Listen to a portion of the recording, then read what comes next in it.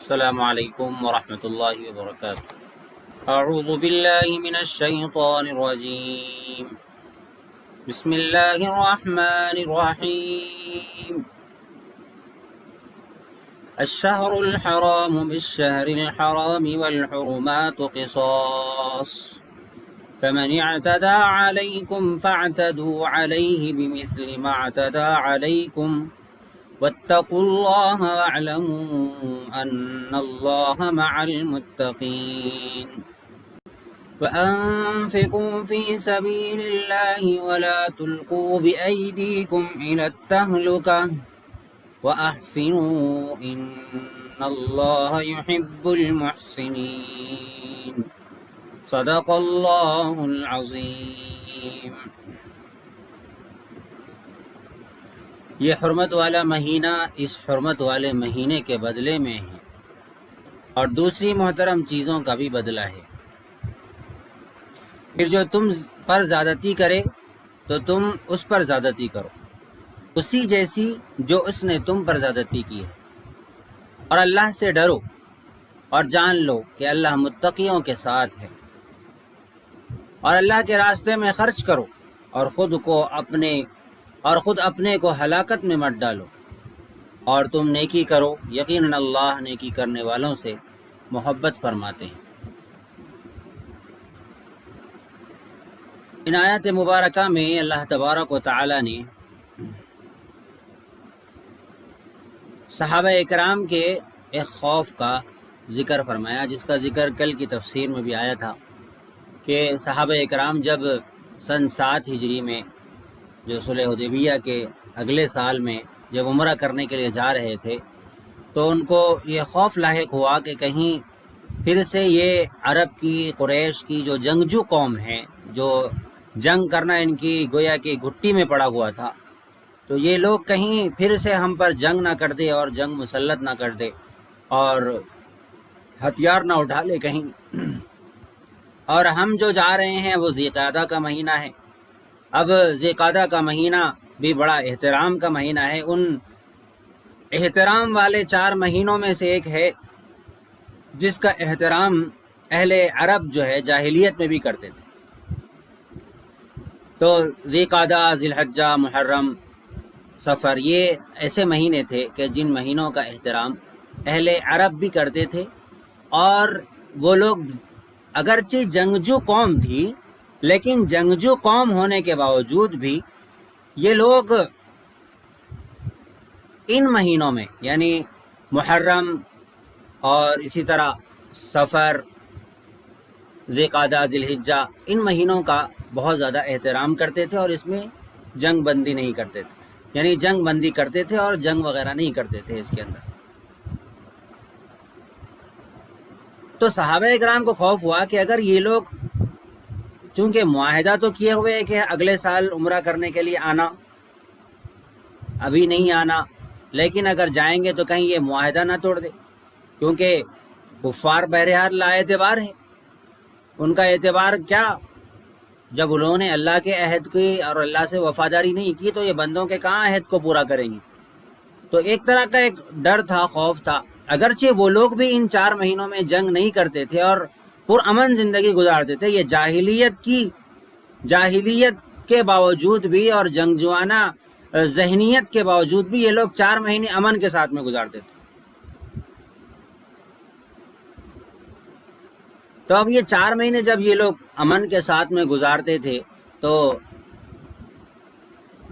صحابہ اکرام تو اسی بھروسے پر جا تو رہے تھے، لیکن دل میں ایک خوف تھا کہ کہیں صلح کو توڑ نہ دے اور اپنے وعدے کو وفا نہ کرے، کہیں یہ اپنی ذاتی دشمنی نکالنا نہ شروع کر دے۔ تو اللہ تبارک و تعالیٰ نے فرمایا کہ دیکھو یہ حرمت والا مہینہ ہے،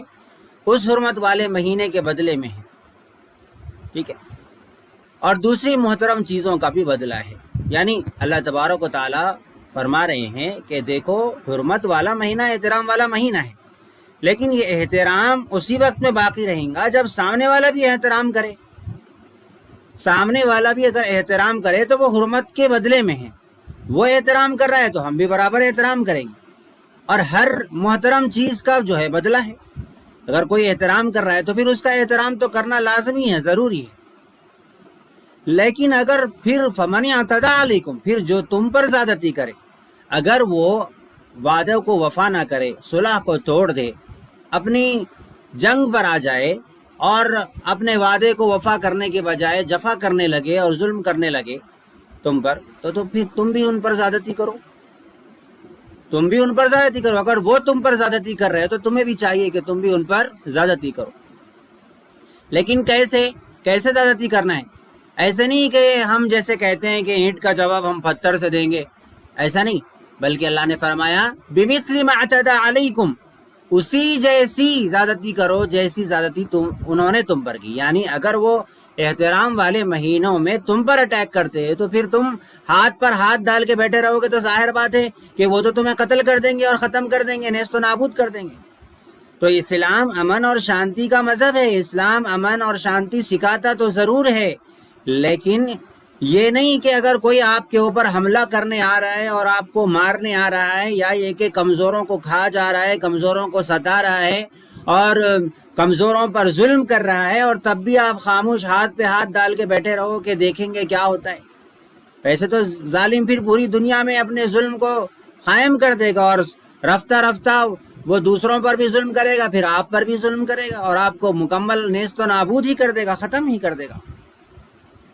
تو اسلام ہرگز یہ نہیں سکھاتا کہ آپ کے اوپر کوئی حملہ کرنے آئے تو آپ خاموش بیٹھو اور اہنسا کے نام پہ خاموش بیٹھ جاؤ اور آپ پیسفل رہو۔ نہیں، پیسفل اس کا نام نہیں ہے، بلکہ دنیا میں پیس جو آتا ہے، امن جو آتا ہے، وہ ایسے ظالموں اور غنڈوں کو ختم کرنے کے بعد ہی آتا ہے، اس کے بغیر نہیں آتا امن۔ جب تک چند گنے چنے گنڈے ختم نہ ہو جائیں تب تک امن نہیں آتا دنیا۔ تو اگر وہ تم پر زیادتی کرے تم بھی اسی جیسی زیادتی کرو، یعنی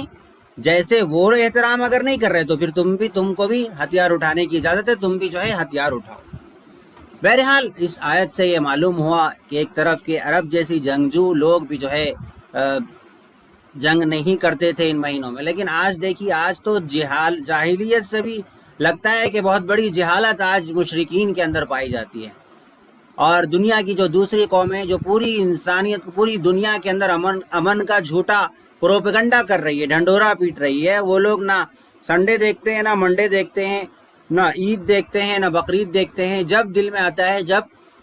جو ہے اٹیک کر دیتے ہیں، نہ رمضان دیکھتے ہیں۔ ابھی کچھ دن پہلے ہم نے دیکھا کہ رمضان کے اندر بھی معصوم فلسطینیوں کو مار دیا گیا۔ تو کوئی چیز کوئی احترام والا نہیں دیکھتے، ہر وقت جو ہے اسی طرح کا جو ہے وہ لوگ عمل کرتے ہیں۔ تو اللہ تبارک و تعالیٰ نے یہاں پر صاف طور پر فرما دیا کہ دیکھو،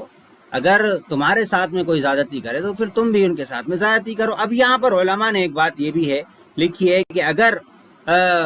آج کے دور میں اگر کبھی ایسا جنگ کا موقع ہو جاتا ہے اور جہاد کا موقع ہو جاتا ہے اور مسلمان جہاد کر رہے ہیں، تو پھر کیا ایسی صورت میں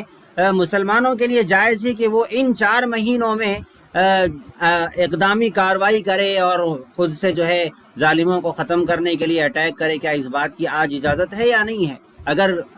طاقت ہے کسی مسلم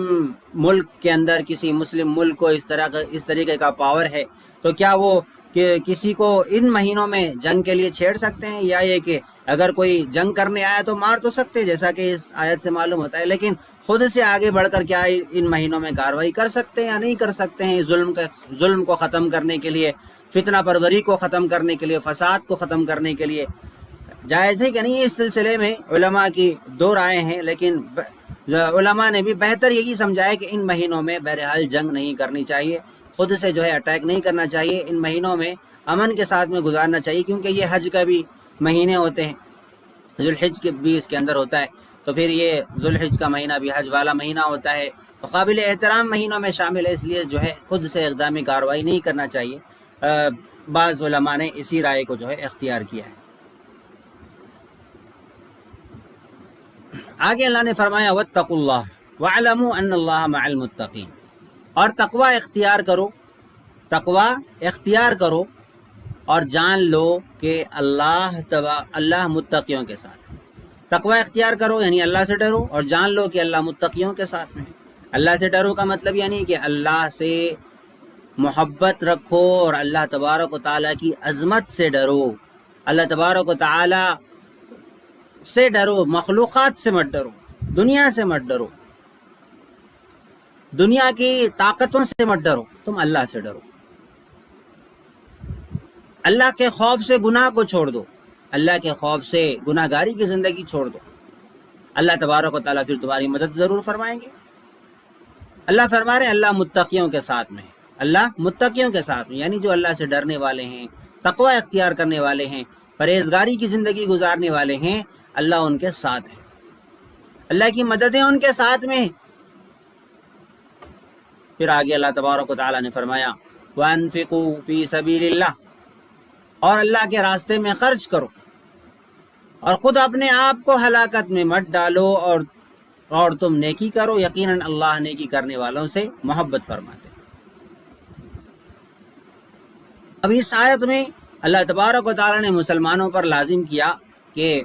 جہاد کے لیے ضرورت کے بقدر اپنے مال کو بھی اگر اللہ کے راہ میں خرچ کرنا پڑے تو اللہ کے راہ میں اپنے مال کو خرچ کرو۔ تو فقہائے کرام نے یہاں سے یہ بات بھی بیان کی ہے کہ مسلمانوں پر زکوٰۃ جیسے فرض ہے، اس کے علاوہ بھی کچھ دوسرے حقوق بھی فرض ہیں، مگر وہ ہمیشہ فرض نہیں۔ زکوٰۃ تو ہمیشہ فرض ہے، لیکن اس کے علاوہ جو دوسرے حقوق ہے وہ جیسے جیسے حسب ضرورت، جب ضرورت پڑی اس وقت میں، ضرورت کے موقع پر مسلمانوں پر فرض ہے۔ اب مسلمان اگر جہاد کر رہے ہیں اور ظلم کے خاتمے کے لیے کوشش کر رہے ہوں، فتنے کو ختم کرنے کے لیے وہ جد و جہد کر رہے ہوں، تو پھر ان کا انتظام کرنا سب مسلمانوں پر فرض ہے۔ اگر ضرورت ہو تو ان کے لیے ان کے اخراجات کو پورے کرنا، ظاہر بات ہے کہ جنگ کے اندر بہت سارے کام ہوتے ہیں، جنگ ایسے ہی نہیں لڑی جاتی، اس میں ہتھیاروں کی بھی ضرورت پڑتی ہے، اس کے اندر جاسوسی نظام کی بھی ضرورت پڑتی ہے، اس کے اندر بہت ساری جو ہے چیزیں ہوتی ہے جس میں اخراجات بھی ظاہر باتیں آتے ہیں۔ تو اللہ فرما رہے ہیں کہ اگر تمہیں ایسی ضرورت پڑ جائے تو تم یہاں پر بھی خرچ کرنا، یہاں پر بھی خرچ کرنے سے دریغ نہ کرنا، کیونکہ اگر تم خرچ نہیں کرو گے تو ہوگا کیا؟ پوری قوم ہلاک اور برباد ہو جائے گی، پوری قوم نقصان میں پڑ جائے گی۔ جب تم خرچ نہیں کرو گے ایسی جگہ پر تو تم پر ظالم مسلط ہو جائیں گے، اور ظالم جب مسلط ہوتا ہے تو پھر تم سے ایسے ٹیکس لیتا ہے کہ آبا و اجداد نے سنا بھی نہیں ہوگا، ٹیکس لے کر تمہاری خون پسینے کی گاڑی کمائی کو بھی وہ کھا جاتے ہیں۔ پھر تو ظاہر بات ہے کہ ظالم کے خون چوسنے سے پہلے ہمیں چاہیے کہ ہم اپنے اختیار سے اللہ کی راہ میں اپنے مال کو لٹائیں، تو ان کی خدمت کرنا، جو اللہ کے راستے میں لڑ رہے ہیں ان کی خدمت کرنا، اور انصاف کے نظام کو قائم کرنے کی جو کوشش کر رہے ہیں ان کی خدمت کرنا، یہ بے حد ضروری ہے، پوری امت مسلمہ کی ذمہ داری ہے۔ اب آگے اللہ نے جو فرمایا کہ وَلَا تُلْقُوا بِأَيْدِيكُمْ إِلَى التَّهْلُكَةِ، تو اس کے لفظی معنی تو یہ ہے کہ اپنے اختیار سے اپنے آپ کو ہلاکت میں مت ڈالو۔ اب ہلاکت میں ڈالنے کا، اپنے آپ کو برباد نہ کرنے کا کیا مراد؟ یعنی خرچ تو کرو بول رہے اللہ تعالیٰ، لیکن اپنے آپ کو ہلاکت میں مت ڈالو۔ تو اس سلسلے میں مفسرین کرام نے بہت ساری باتیں بیان فرمائی ہیں کہ اللہ تعالیٰ نے جب اسلام کو غلبہ اور قوت عطا فرما دی تو حضرت ابو ایوب انصاری رضی اللہ عنہ فرماتے ہیں کہ اب ہم کو جہاد کی کیا ضرورت ہے، اس سلسلے میں ہم اپنے ہی وطن میں ٹھہریں گے، اپنے مال و جائیداد کی جو ہے حفاظت کرتے رہیں گے۔ اس طریقے کا خیال ہم کو آیا جب اسلام کو غلبہ ہو گیا، تو اس طریقہ کا خیال آیا کہ اب ہم اپنی جگہ بیٹھیں گے، اپنی اپنی فکر کریں گے۔ تو اللہ تبارک و تعالیٰ نے اس پر یہ آیت نازل فرمائی کہ جس سے معلوم ہوتا ہے کہ ہلاکت ہو جائے گی تمہاری اگر تم جہاد چھوڑ دو گے، اللہ کے راستے میں لڑنا چھوڑ دو گے، دشمن کو ڈرانا چھوڑ دو گے تو دشمن تم پر مسلط ہو جائے گا، اور دشمن تمہارے مال کو بھی، تمہاری عزت و ناموس کو بھی، سب کو برباد کر دے گا۔ تو حضرت ابو ایوب انصاری رضی اللہ عنہ فرماتے ہیں کہ جہاد کو چھوڑنا مسلمانوں کی ہلاکت اور بربادی کا سبب ہوتا ہے۔ چنانچہ حضرت ابو ایوب انصاری رضی اللہ عنہ نے عمر بھر جہاد کیا، اور آخر میں وہ قسطنطینیہ میں جا کر وہیں پر وفات ہوئی ان کی۔ اسی طرح بعض حضرات نے یہاں پر اس آیت سے یہ بھی مطلب نکالا ہے کہ اللہ کی راہ میں مال خرچ کرنے میں حد سے زیادہ تجاوز مت کرو، یعنی اتنا خرچ کر رہے کہ اپنے بیوی بچوں کے حقوق ضائع ہو جا رہے، تو یہ اپنے آپ کو ہلاکت میں ڈالنا، ایسا اسراف پھر جائز نہیں۔ اور ایسی صورت میں قتل و قتال کے لیے اقدام کرنا، یہ بھی مفسرین نے کہا کہ جب اپنے پاس میں کچھ طاقت نہ ہو، پاور نہ ہو اپنے پاس میں، اور ہم جو ہے مکمل طور پر جو ہے دشمن کو اپنے زیر نگی نہیں کر سکتے، یا یہ کہ اس کی ٹکر کا ہم مقابلہ نہیں کر سکتے، اگر ایسی سچویشن ہو کہ ہم اگر کچھ کرنے بھی جائیں گے تو پھر الٹا جو ہے بجائے فائدے کے نقصان ہو جائے گا، اس طریقے کا یقینی علم ہو، تو پھر ایسی صورت میں اپنے آپ کو ہلاکت میں ڈالنا بھی درست نہیں ہے۔ ظاہر بات ہے کہ جب خود ہی ہلاکت میں پڑیں گے تو پھر جا کر جو ہے اپنے آپ کو ہی نقصان کریں گے، اور بجائے امت مسلمہ کا فائدہ کرنے کے الٹا نقصان کر کے آ جائیں گے۔ تو ایسی صورت میں پھر جو ہے اقدام کرنا کہ اپنے آپ کو ہلاکت میں ڈال دیں، یہ درست نہیں ہے۔ یہ بعض مفسرین نے یہ بھی بات اس آیت کے ذیل میں کہی ہے۔ بہرحال اس آیت سے بہت سارے مطلب نکلتے ہیں، سبھی مطلب درست ہے، اپنی جگہ پر درست ہے۔ حالات اور سچویشن کے حساب سے مسلمانوں کی ذمہ داری بنتی ہے کہ وہ اللہ کے راستے میں خرچ کرے، اللہ کے لیے خرچ کرے، اللہ کے راستے میں خرچ کرے، چاہے وہ اللہ کا راستہ جہاد ہو یا یہ کہ دوسرے دینی کام ہو، سب میں خرچ کرنا یہ اللہ کے راستے میں خرچ کرنا کہلاتا ہے۔ کہیں جہاد کا موقع ہے، وہاں پر چل رہا ہے، تو پھر وہاں پر خرچ کرنا بھی ضروری ہوتا ہے۔ آگے اللہ نے فرمایا وَأَحْسِنُوا إِنَّ اللَّهَ يُحِبُّ الْمُحْسِنِينَ، ہر کام کو یعنی اچھی طریقے سے کرو۔ وَأَحْسِنُوا کا مطلب ہے اچھی طریقے سے انجام دو کاموں کو، یقیناً تم نیکی کرو، یعنی اچھے انداز سے نیکی کرو، یقیناً اللہ نیکی کرنے والوں سے محبت فرماتے ہیں۔ اللہ تبارک و تعالی نیکی کرنے والوں کو پسند کرتے، لہذا تم نیکی کے کام کرو، نیک کام کرو، تم بخل مت کرو، کنجوسی مت کرو۔ کنجوس آدمی اللہ کو پسند نہیں ہے، سخی آدمی اللہ کو پسند ہے۔ اسی طرح فضول خرچی کرنے والا اللہ کو پسند نہیں ہے، سخی آدمی اللہ کو پسند ہے۔ فضول خرچی کہتے ہیں جہاں ضرورت نہ ہو وہاں پر خرچ کرنا، آرائش میں، نمائش میں، دکھاوے کے لیے خرچ کرنا، جس میں مال ضائع ہو رہا ہے وہاں پر خرچ کرنا، اس کو فضول خرچی کہتے ہیں۔ اور اللہ کے راستے میں مال کو خرچ کرنا یہ سخاوت کہلاتی ہے۔ تو خرچ تو کرنا ہے لیکن اپنے آپ کو ہلاکت میں نہیں ڈالنا ہے۔ ہاں اگر کوئی اللہ پر ایسا یقین رکھتا ہو کہ اس کو جو ہے سب کچھ لٹ جانے کے باوجود میں مکمل اللہ کی ذات پر بھروسہ ہو، پھر ان کے احکامات الگ ہوتے ہیں۔ جیسے حضرت ابو بکر صدیق رضی اللہ عنہ سے جب ایک جنگ کے موقع پر کہا گیا کہ اللہ کے راستے میں خرچ کرو، تو حضرت ابو بکر صدیق رضی اللہ عنہ نے اپنے پورے گھر کا جو کچھ بھی تھا، مال، ساز و سامان، سب کچھ اللہ کے نبی صلی اللہ علیہ وسلم کے پاس لا کے رکھ دیا۔ نبی علیہ الصلوۃ والسلام نے سوال کیا کہ ابو بکر تم نے اپنے گھر میں کیا چھوڑا ہے؟ تو حضرت ابو بکر صدیق رضی اللہ عنہ نے کہا کہ اللہ و رسول، میں نے اللہ اور اس کے رسول کو چھوڑ دیا۔ یعنی ان کا یہ یقین تھا کہ میں اگر اللہ کے راستے میں دے دوں گا تو اللہ مجھے ضائع ہرگز نہیں کریں گے، وہ ان کا یقین تھا۔ لیکن آج اگر ہم اس طریقے سے کرنے کی کوشش کریں گے تو وقتی طور پر 2-3 دن کا جذبہ تو ہوتا ہے، خرچ کر دیں گے، لیکن اس کے بعد میں جب کچھ نہیں ملے گا، حالات آ جائیں گے، پریشانی آ جائیں گی، مصیبت آ جائے گی، تو فوری کہیں گے کہ میں نے تو اللہ کی راہ میں خوب خرچ کیا صاحب، لیکن اللہ نے میرے ساتھ میں دیکھو کیا کیا، ایسا ہو گیا میرے ساتھ میں، آج مجھے کچھ ہی نہیں ہے۔ تو اس طریقے کا شکوہ اللہ سے شروع ہو جائے گا۔ تو بہتر ہے کہ آدمی خرچ میں بھی اعتدال کے ساتھ میں رکھے اور نیکی کرے، نیک ارادے سے جو ہے اللہ کے راستے میں خرچ کرے۔ بے شک اللہ محبت فرماتے ہیں نیکی کرنے والوں سے۔ اب اللہ بھی محبت بھی فرماتے ہیں۔ ہماری اللہ میں اور دیگر لوگوں کے اللہ میں یہی فرق ہے۔ دیگر لوگ جو خدا مانتے ہیں، دیگر جو مذاہب والے ہیں، دیگر جو دنیا کے اندر ریلیجنز پائے جاتے ہیں، ان کے اندر جو خدا کا تصور ہے وہ یہ کہ خدا کو نہ تو سمجھ ہے، نہ تو عقل ہے، نہ تو وہ کچھ کرتا ہے، نہ تو اس کو نہ وہ غصہ کرتا ہے، نہ وہ محبت کرتا ہے، اس کی کچھ بھی نہیں ہے۔ جبکہ ہم یہ کہتے ہیں کہ اللہ تبارک و تعالیٰ کی صفات ہے، اللہ نیکی کرنے پر خوش ہوتے ہیں، برائی کرنے پر اللہ غصہ ہوتے ہیں، یہ اللہ تبارک و تعالیٰ کی صفات ہے۔ لیکن کیسے غصے ہوتے ہیں؟ ہماری طرح ایسے غصہ نہیں، اللہ کا غصہ ہونے کی شان الگ ہے، اللہ کی محبت کرنے کی شان الگ ہے، اس کی شان محبت بھی الگ ہے، شان بغض بھی اور غصہ بھی اس کے الگ ہے، اس کے غصے کی شان کرنے کا انداز بھی نرالا ہے۔ تو اللہ تبارک و تعالیٰ بھی غصہ ہوتے ہیں اور اللہ تبارک و تعالیٰ محبت بھی فرماتے ہیں۔ ایسے نہیں اللہ تبارک و تعالیٰ جیسے جاہلوں نے جو ہے خدا بنا لیا ہے کہ اللہ تبارک و تعالیٰ جو ہے کوئی ایسا بے جان سی چیز ہے، خدا جو ہے بے جان سا ہے، اور اللہ تبارک و تعالیٰ جو ہے بے حس ہے، اللہ کو حس ہی نہیں ہے کسی چیز کی، جیسے دوسرے لوگ دوسرے خدا اپنے اس طریقے سے کرتے ہیں، اور خدا کو ایک عجیب غریب تصور کرتے ہیں دوسری دنیا۔ تو ایسا نہیں ہے، اللہ تبارک و تعالیٰ دیکھتے بھی ہیں بندے کیا کر رہے ہیں۔ اللہ تبارک و تعالیٰ غصہ ہوتے ہیں اگر برائی کرتے ہیں، اللہ تبارک و تعالیٰ محبت فرماتے ہیں اگر نیکی کرتے ہیں۔ یعنی اللہ کے غصے ہونے کا مطلب یہ ہوتا ہے کہ اللہ سزا دیتے ہیں، اور اللہ کے خوش ہونے کا مطلب یہ ہوتا ہے کہ اللہ جزا دیتے ہیں، انعام دیتے ہیں۔ وہ مخلوق کی طرح غصہ ہو جانا، جیسے مخلوق جذبات میں ہو جاتی ہے، غصہ ہوتی ہے،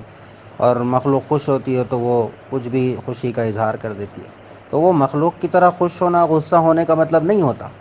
بلکہ مطلب یہ ہے کہ اللہ غصہ ہوتے ہیں، اللہ سزا دیتے ہیں، اور اللہ خوش ہوتے ہیں یعنی اللہ انعام دیتے ہیں۔ اب غصہ اور خوشی کو اس لیے اللہ نے آیات میں بیان کیا ہوتا ہے تاکہ مخلوق کو سمجھ میں آئے، کیونکہ مخلوق خوشی اور غمی کو سمجھتی ہے، اسی وجہ سے اس کو ان الفاظ کے ذریعے سے سمجھایا گیا ہے۔ ورنہ اللہ تبارک و تعالیٰ تو خالق جذبات ہے، غصے کو خوشی کو پیدا کرنے والے ہیں اللہ تبارک و تعالیٰ۔ تو اللہ تعالیٰ خود کسی چیز سے متاثر نہیں ہوتے، یعنی اللہ تبارک و تعالیٰ کے اندر متاثر ہونے کی صفت نہیں ہے کہ اللہ تبارک و تعالیٰ کوئی اگر برا بول دے تو وہ اس کو غصہ آ جاتا ہے اور وہ غضبناک ہو جاتا ہے اور وہ متاثر ہو جاتا ہے، لال پیلا ہو جاتا ہے، ایسا نہیں ہے۔ وہ جذبات سے متاثر نہیں ہوتے اللہ تبارک و تعالیٰ، بس مخلوق کو سمجھانے کے لیے اس طریقے کے الفاظ استعمال کیے جاتے ہیں۔ بہرحال ہمیں نیکی کرنی چاہیے تاکہ اللہ خوش ہو، اللہ راضی ہو۔ اللہ تبارک و تعالیٰ ہماری اس سننے کو اور پڑھنے کو اللہ قبول فرمائے۔